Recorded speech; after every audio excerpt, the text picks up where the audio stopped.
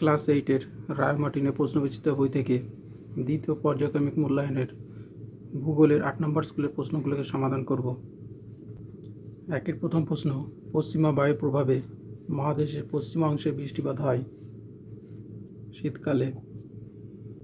দ্বিতীয় প্রশ্ন, বজ্রমেঘ বলা হয় কিউমুলোনিম্বাস মেঘকে। সীমান্তে সৃষ্টি হয় নাতিশীতোষ্ণ ঘূর্ণবাতজনিত বৃষ্টিপাতে। বিশ্বের বৃহত্তম নদী উপত্যকা গড়ে উঠেছে টেনেসি নদীর উপর। দক্ষিণ আমেরিকার কর্ডোবা অঞ্চল দুগ্ধ শিল্পের জন্য বিখ্যাত। দুইয়ের প্রথম প্রশ্ন, ইরি ও অন্টারিও হ্রদের মাঝে অবস্থিত জলপ্রপাতটির নাম নায়াগ্রা জলপ্রপাত। পৃথিবীর উচ্চতম হ্রদটির নাম টিটিকাকা। কোন কোন নদীর মিলিত প্রবাহ লা প্লাটা, পারানা, প্যারাগুয়ে ও উরুগুয়ে। 4 নম্বর প্রশ্ন, বায়ুর চাপ বলয়গুলির অবস্থানের পরিবর্তনের প্রধান কারণ কি? পৃথিবীর আবর্তন। 5 নম্বরের প্রশ্ন, ভোরবেলায় প্রবাহিত সাময়িক বায়ুটির নাম কি? স্থলবায়ু। 3-এর প্রথম প্রশ্ন, হাডসন উপসাগরকে বেষ্টন করে শিল্ড অঞ্চলটি অবস্থিত। সমুদ্রের কাছাকাছি অবস্থিত স্থানের জলবায়ু ড্যাশ প্রকৃতির হয়? সমভাবাপন্ন। ড্যাশ কারণে স্থলভাগের উপর দিয়ে প্রবাহিত বায়ুর গতিবেগ হ্রাস পায়? ঘর্ষণজনিত কারণে। 4 নম্বরের প্রশ্ন, আমেরিকা যুক্তরাষ্ট্রে সর্বাধিক গম উৎপন্ন হয় ডাকোটা রাজ্যে।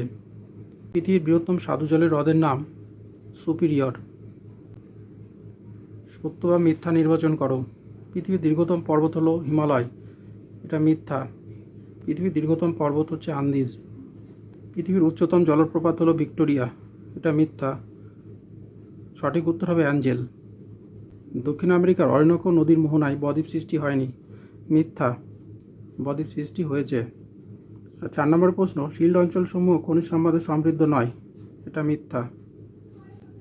5 নম্বরের প্রশ্ন, পশ্চিমা বায়ুর গতিপথে আইটিসিজেড এর সৃষ্টি হয়েছে। এটা হবে মিথ্যা। 5-এর প্রথম প্রশ্ন, ডোলড্রামস কাকে বলে? ডোলড্রামস কাকে বলে? শান্ত অবস্থা বিরাজ করার জন্য নিরক্ষীয় নিম্নচাপ বলয়কে নিরক্ষীয় শান্ত বলয় বা ডোলড্রাম বলে। অবস্থান হচ্ছে 5 ডিগ্রি উত্তর থেকে 5 ডিগ্রি দক্ষিণ অক্ষরেখার মধ্যে নিরক্ষীয় শান্ত বলয় অবস্থিত। নামকরণ, ডোলড্রাম নাবিকদের পারিভাষিক শব্দ। এর ইংরেজি অর্থ ডিপ্রেসড অর্থাৎ অবদমিত। প্রাচীনকালে এই অঞ্চলের উপর দিয়ে পালতোলা জাহাজ চালানোর সময় প্রায় জাহাজগুলি থেমে যেত, তাই নাবিকেরা এই অঞ্চলের নামকরণ করে ডোলড্রাম। 5-এর দ্বিতীয় প্রশ্ন, পার্বত্য বায়ু বা ক্যাটাবেটিক বায়ু কাকে বলে? ক্যাটাবেটিক বায়ু রাতের বেলা পর্বতের ঢালের উপস্থিতি বায়ু তাড়াতাড়ি তাপ বিকিরণ করে শীতল হয়ে যায়। এই উচ্চচাপের ভারী বায়ু পর্বতের ঢাল বরাবর উপর থেকে নিচে নেমে উপত্যকায় অবস্থান করে। এই বায়ুকে ক্যাটাবেটিক বায়ু বা পার্বত্য বায়ু বলা হয়। 3 নম্বরের প্রশ্ন, শিল্ড অঞ্চল বলতে কি বোঝো? উত্তর এখান থেকে এই পর্যন্ত।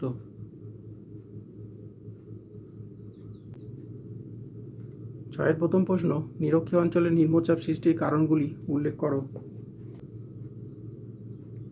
উত্তর এখান থেকে এই পর্যন্ত। দ্বিতীয় প্রশ্ন, পর্বতের অবস্থান কিভাবে জলবায়ুর উপর প্রভাব বিস্তার করে তা উদাহরণসহ লেখো। মানব জীবনে পর্বতের প্রভাব অপরিসীম। জলবায়ুর উপর প্রভাব, সুউচ্চ পর্বতশ্রেণী কোনো অঞ্চলের জলবায়ুকে নিয়ন্ত্রণ করে থাকে। যেমন ভারতের উত্তরে হিমালয় পর্বত অবস্থান করায় গ্রীষ্মকালে জলীয় বাষ্পপূর্ণ দক্ষিণ পশ্চিম মৌসুমী বায়ুর প্রভাবে প্রচুর বৃষ্টিপাত ঘটে এবং শীতকালে সাইবেরিয়ার শুষ্ক শীতল বাতাস ভারতে প্রবেশে বাধাপ্রাপ্ত হয়। এখান থেকে এই পর্যন্ত। সেলভরনের বৈশিষ্ট্যগুলো দেওয়া আছে, দেখে নাও। এই পর্যন্ত। 4 নম্বর প্রশ্ন, টুন্ড্রা জলবায়ু বৈশিষ্ট্যগুলি উল্লেখ করো। টুন্ড্রা অঞ্চলের জলবায়ুর বৈশিষ্ট্য। উত্তর এখান থেকে এই পর্যন্ত। 7-এর প্রথম প্রশ্ন, চিত্রসহ বিভিন্ন প্রকার বৃষ্টিপাত সম্পর্কে আলোচনা করো। সাধারণভাবে বৃষ্টিপাতকে 3টি প্রধান শ্রেণীতে ভাগ করা যায়, যথা পরিচালন বৃষ্টিপাত, শৈলক্ষেপ বৃষ্টিপাত এবং ঘূর্ণবাতজনিত বৃষ্টিপাত।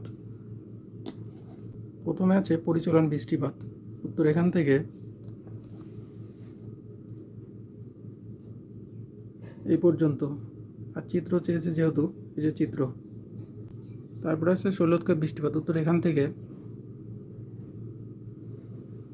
চিত্র এই পর্যন্ত। ঘূর্ণবাদজনিত বৃষ্টির উত্তর এখান থেকে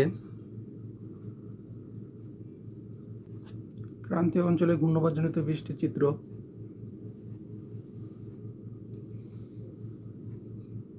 নাতিশীতোষ্ণ অঞ্চলে ঘূর্ণবাদজনিত বৃষ্টিপাতের চিত্র এবং ব্যাখ্যা। অথবাতে যে প্রশ্নটা আছে, চাপ বলয়ের সঙ্গে সম্পর্কযুক্ত আয়নবায়ু ও পশ্চিমা বায়ু সম্পর্কে চিত্র সহ আলোচনা করো। উত্তর এখান থেকে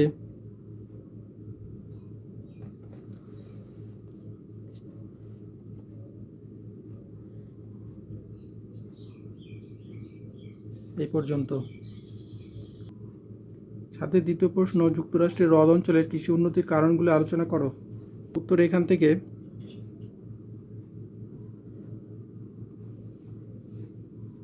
এই পর্যন্ত।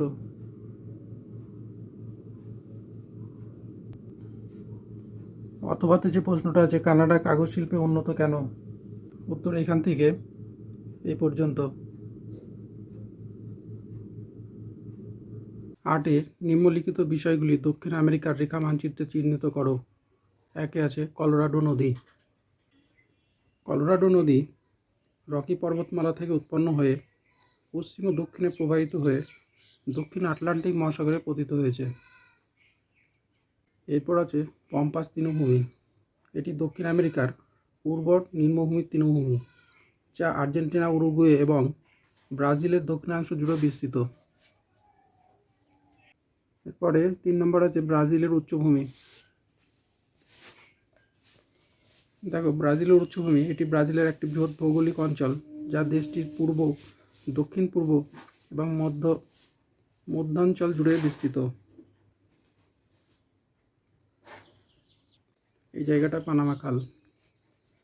এটি ভৌগোলিকভাবে উত্তর ও দক্ষিণ আমেরিকার সংযোগস্থলে অবস্থিত। এটা উত্তর আমেরিকা, এটা দক্ষিণ আমেরিকার এর সংযোগস্থলে অবস্থিত পানামা খাল।